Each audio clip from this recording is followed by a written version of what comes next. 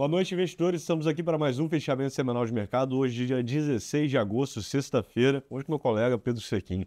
Bom, começando com uma tradição lá por fora, né? Na China, a gente não teve muita notícia, a gente teve dados de produção industrial e vendas no varejo, são dados importantes, entretanto, eles vieram exatamente em linha com o esperado, uma alta aqui, tanto em ambos os indicadores, tá? Acabou não fazendo muito preço, né? Agora, passando para os Estados Unidos, a gente teve bastante coisa, tá? Tivemos inflação ao consumidor e ao produtor, ambas trouxeram boas notícias, tá? A inflação ao consumidor subiu 0,2% no mês, acumulando uma alta nos últimos 12 meses de 2,9%, ligeiramente abaixo das expectativas, que era uma alta nos últimos 12 meses de 3%. Enquanto a inflação ao produtor, essa sim veio significativamente abaixo do esperado, tá? A gente teve uma alta de 0,1% no mês, contra uma expectativa de 0,2%, um acumulado nos últimos 12 meses de 2,2% contra uma expectativa de 2,3%.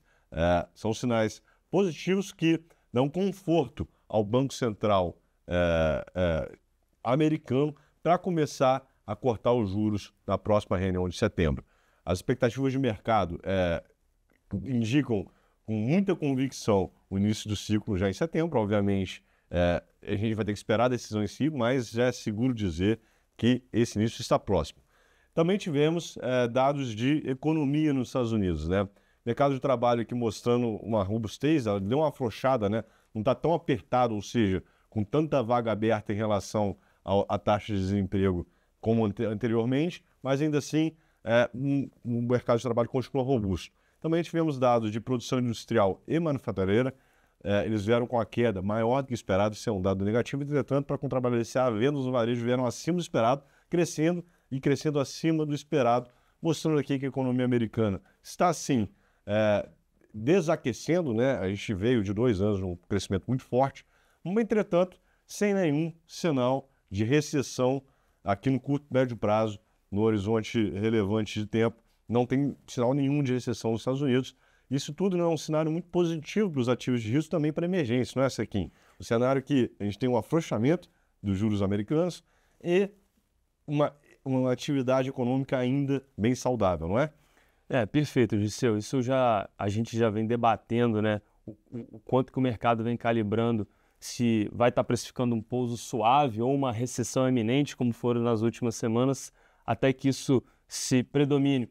Houve muita volatilidade e o que se parece essa semana mostrou um recado, né, das precificações que estão apostando mesmo nesse cenário de pouso suave, onde que os Estados Unidos continua crescendo, mas crescendo menos, ou seja, menos crescimento na sua economia e menos juros para sustentar e dar conforto ali para a meta de inflação caminhar. Então, essa conjuntura de menor crescimento e menor juros na economia americana permite circular capital para outras economias, seja aplicar em outras geografias, outras classes de ativo, e o Brasil se coloca bem posicionado com isso.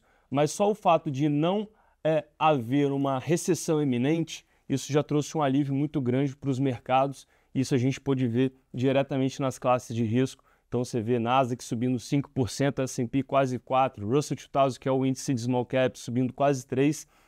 E porventura o dólar, né, o DXY, que é o índice do dólar que mede a paridade da moeda americana contra outras moedas de países desenvolvidos, caiu quase 1%. E a gente aqui também acompanhou essa paridade, felizmente, agora sem aquele risco eminente do fiscal, né? Então também precificando. Já os juros americano ficou neutro, né? Já caiu bastante na semana passada e ficando ali abaixo dos 4%. Mas falando em Brasil, Dirceu, aqui a agenda foi bastante cheia, né? E aqui, até do lado oposto aos Estados Unidos, a gente está mostrando uma pujança muito forte da nossa economia. Explica para a gente o que aconteceu e como que hoje é o diagnóstico posto à frente. Assim, nos Estados Unidos a inflação está consistentemente caindo, né?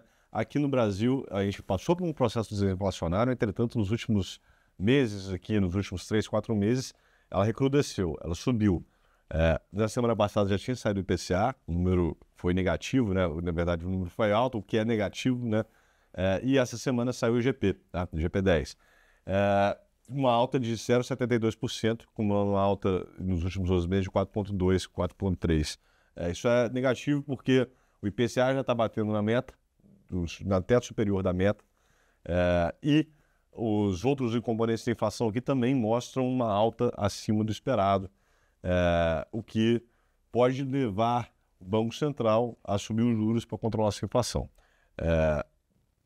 Isso também porque a economia brasileira, que também tinha mostrado sinais de arrefecimento, de um crescimento menor ao longo do início do trimestre principalmente, voltou a acelerar. Saiu o IBC-BR, um indicador de atividade, ele teve um crescimento de 1,4%, quando a expectativa era 0,5%, ou seja, a economia dando sinais de reaquecimento, massa salarial crescendo, o que, obviamente, pressiona a inflação. Se a gente tem uma economia aqui que está rodando saudável, com a inflação subindo, isso é fundamento para o Banco Central, eventualmente, subir juros. Não estou falando que isso vai acontecer, mas aqueles fundamentos que suportavam ele cortar os juros terminaram e se reverteram. Nesse sentido, teve declarações do presidente Lula. É um debate muito importante que está acontecendo aqui, quem será o próximo banqueiro central e se ele será uma pessoa mais suscetível a influências políticas na condução da política monetária. O próximo banqueiro central, muito provavelmente, é o Galípolo. Não está confirmado ainda, mas é o principal candidato. Ele já deu várias declarações em linha com o atual presidente do Banco Central, Roberto Campos Neto, dizendo que, se necessário, não hesitará em subir os juros caso a inflação dê suas caras, né? E hoje o presidente Lula deu algumas declarações positivas, tá? Falando que o próximo presidente do Banco Central não tem dívida política nenhuma com ele pode ser de fato independente, e que ele, presidente Lula, pessoa, vai sempre implicar, né, com um patamar de juros pedindo juros mais baixos. Entretanto, se a autoridade monetária julgar necessário para controlar a inflação uma subida de juros, que o faça, né? O que, obviamente, foram comentários aqui que deram alívio àquelas dúvidas institucionais que a gente viveu ali, principalmente nos últimos 3 meses, tá? E com isso, como é que foi o comportamento de mercado, Sequim? Bom, acho não muito diferente dos Estados Unidos, né? A gente aproveitou essa euforia global, então a gente recebeu bastante fluxo internacional, então o Ibovespa subiu mais de 2,5%. Como eu falei, o dólar caiu seguindo o fluxo do DXY. Porém, o vilão da história agora foi os juros, né? Com esses dados de atividade muito pujantes, acaba batendo em algum ativo e esse foi os juros.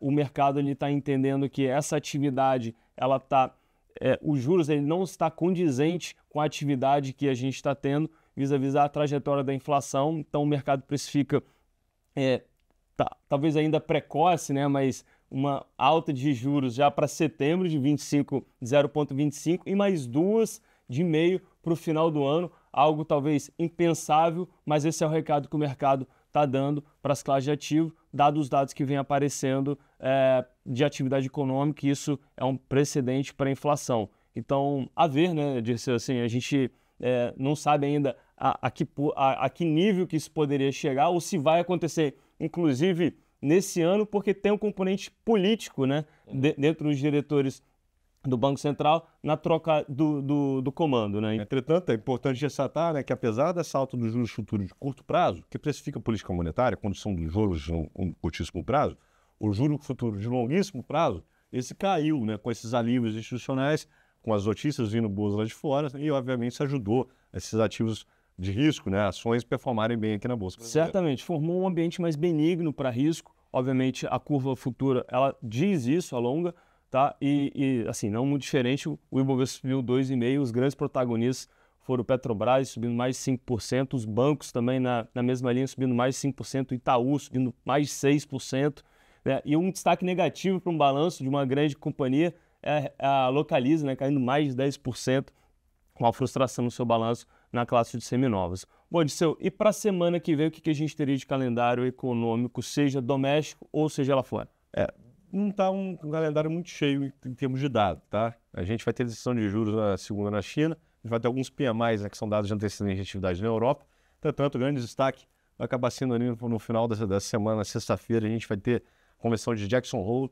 É um evento que acontece todo ano nos Estados Unidos, onde os principais banqueiros do Fed, né, se reúnem e há declarações a respeito do estado da economia americana e das perspectivas futuras. Então, quando o Jerome Powell for falar, vai todo mundo estar observando para ver se ele dá alguma indicação a respeito dos próximos passos do juro americano, né? E, obviamente, a gente vai estar aqui na sexta-feira para comentar tudo isso aqui com vocês. A gente deseja a todos aí um bom descanso, um bom final de semana. Forte abraço. Um abraço a todos, bom final de semana.